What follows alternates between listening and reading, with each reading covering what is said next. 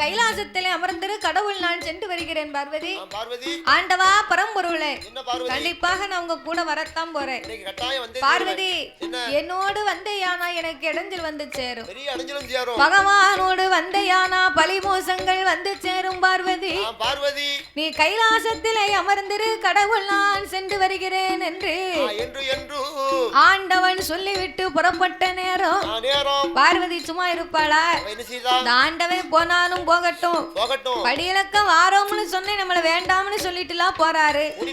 இந்த ஆண்டவனார் படியிலப்புல ஏதோ குறை இருப்பதுனால தானே இந்த ஆண்டவன் நாமளை அழைத்து போகவில்லை. அதனால இந்த அரணாருடைய படியிலப்பை இன்றைக்கு நாமல் பரிசோதனை பார்க்க வேண்டும். என்ற ஆதிசக்தி யாரை வரவழைத்தா தெரியுமா? ஆதிசக்தி பார்வதியா, ஆதிசக்தி பார்வதியா, கைலாச வாசலே